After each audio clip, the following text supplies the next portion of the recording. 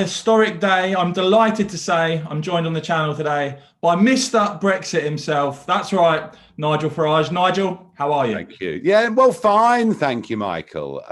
Yeah, it's a big moment, isn't it? I mean, the vote that's going to sail through at 2:30 today, then 11 o'clock tomorrow night, we leave the single market, the customs union, following on from that joyous moment back on the 31st of January when we left the European Union. So, yes, of course, for me, it marks a big moment after, 30 years. I mean, it was October 1990 that I really became energized. And then after the Maastricht Rebellion failed in 93, I then decided, right, we've got to have a different political party. We have to, we just simply can't trust Labour and the Conservatives to do anything about this. So it's been a very, very long road. Does it come to an end at 11 o'clock tomorrow night? Well, to a large extent, the war is over, but there are still going to be some pretty big battles to fight.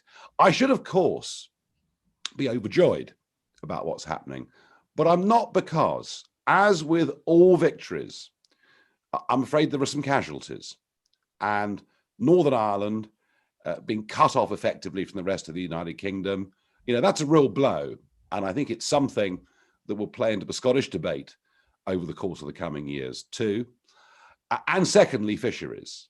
And I mean, I've just watched Boris Johnson saying that after 2026, we can catch all the fish we want. Rumors that he said in Downing Street, it'll be fish for breakfast, lunch and dinner. Not true, just not true.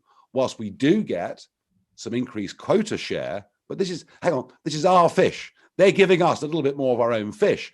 From 2026, we have no unilateral right to set fishing levels and quotas whatsoever. And of course, genuine independent coastal states like Norway, the Faroes, Iceland, they're able to make these decisions. So I am very sorry for the fishing industry. I mean, remember that flotilla that came up the Thames the week before the referendum?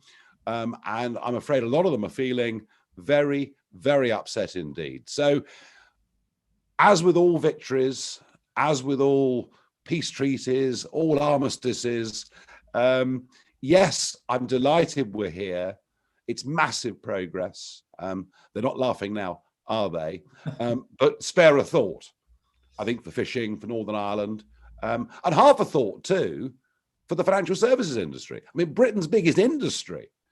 We've gone through hoops to allow BMW to sell their cars here, to allow the champagne makers to sell their products here without quota, without tariff. And in return, on Britain's biggest single industry, we've received nothing.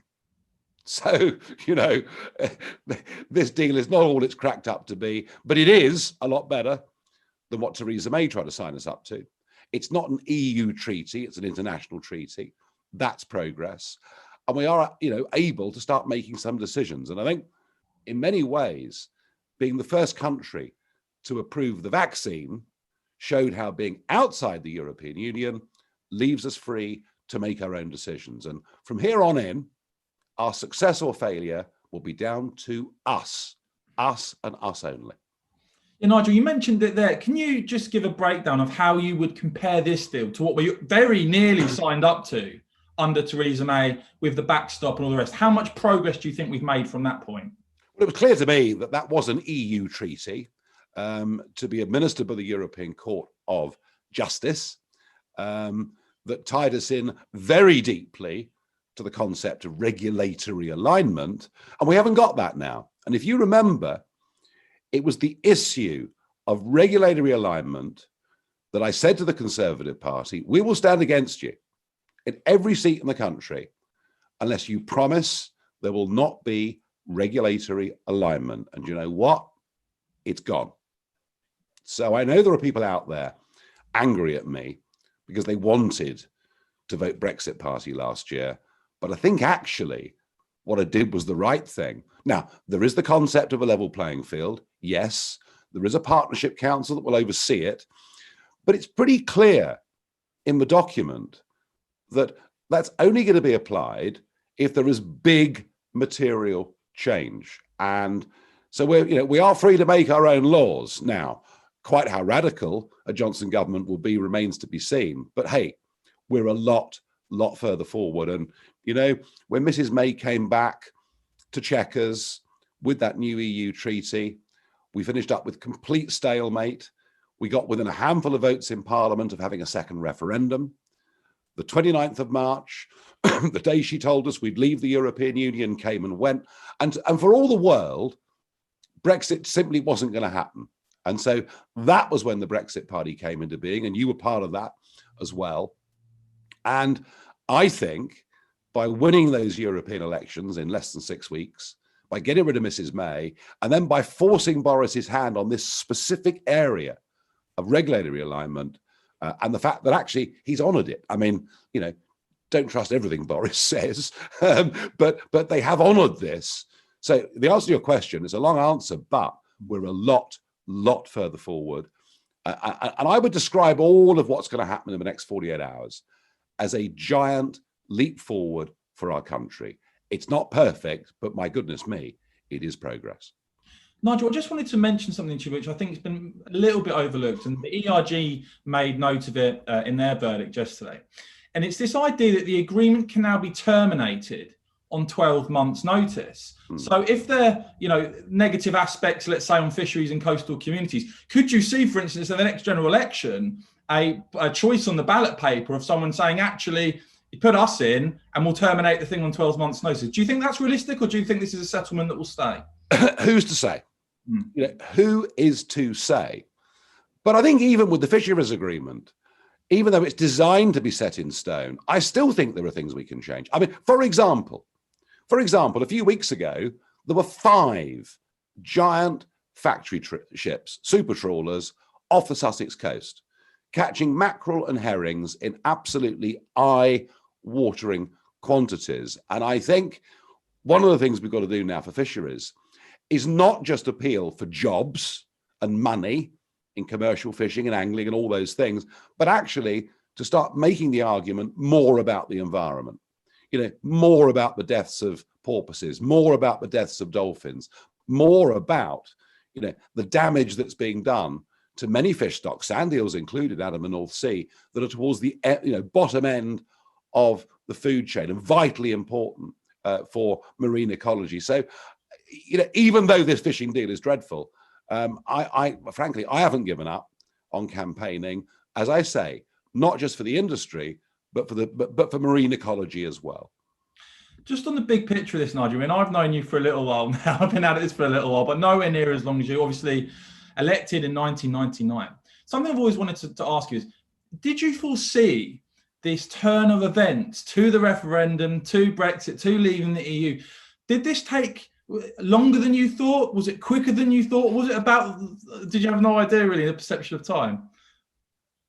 In 93, when I watched the Maastricht debate, I watched the divisions in the House of Commons, I believed in the Maastricht rebels, Bill Cash and the gang, and then I saw them, because it was a motion of confidence, vote for the very thing that created the European Union from the European community, that they told us would be such a catastrophe, but they all fell into line and voted for it. And I spoke to some of those Maastricht rebels at the time, and I said, isn't it now time for us to campaign to leave? And you know something? There wasn't a single Conservative member of Parliament that said we should leave. Not one. No. You know, profile of Bill Cash in today's Telegraph. Bill Cash, who for most of his life has campaigned for us to leave the EU. Oh, no, no, no, no. That didn't come till a few years ago. You know, so setting up UKIP was vital. There had to be that different political voice. One of my feelings all the way back then was that when I spoke to people in my local village pub about the EU, when I read what was said in the newspapers, that they were two completely different things. Did I think that historically the UK was a square peg in a round hole, and that it would never ever suit us, and that maybe de Gaulle back in the 60s was a bigger friend to us than we realized? Yes, I always thought we'd made an historical mistake that would be corrected. Absolutely. Did I think that 27 years later, having devoted, I mean, nearly all, 2,000 public meetings around the country, becoming, in press terms, one of the most hated people in modern Britain, to have given up a business career. I mean, if I'd known then that we'd be having this conversation 27 years later, I think I might have stayed in the city. But look, you know what? I say that in jest. I'm pleased to have done it. I'm pleased to have done it. I felt by the late 90s, I felt, and what I knew in 97, that the European elections of 99 would be contested on the basis of PR. I knew then, if you like, this was my calling. This was the one thing that I had to be involved in, that I had to do, that I believed in with all my heart and soul.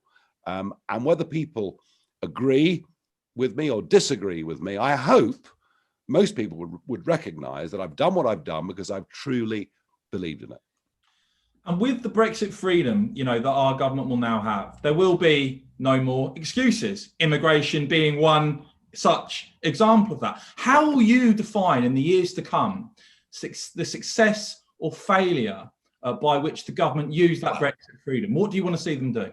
Well, there are subjectives and objectives, obviously. I think one of the things that we will compare is what happens to the United Kingdom in terms of its global standing, in terms of its economy, compared to France, Italy, Germany. That's going to be, I think, a very interesting comparison, because I'm now really pessimistic about the EU's future.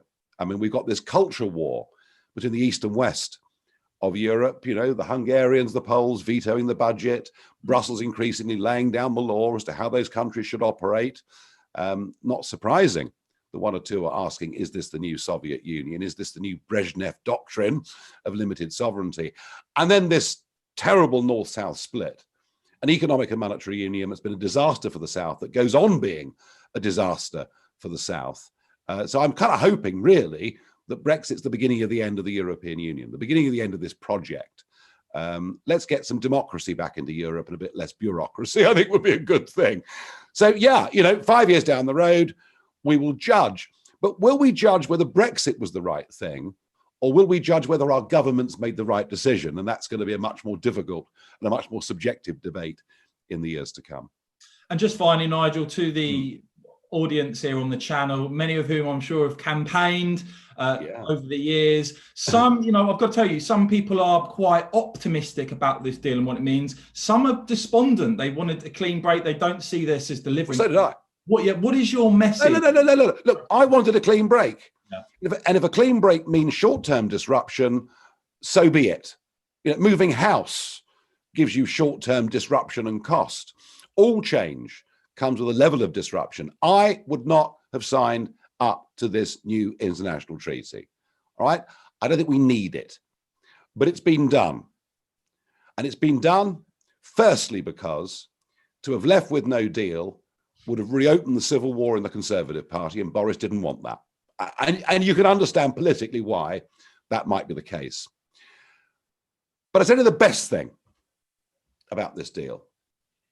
Much as I don't like it, but to be even-handed, the best thing about this deal is it means the end of the Brexit wars. They're finished. We're not going to rejoin the single market.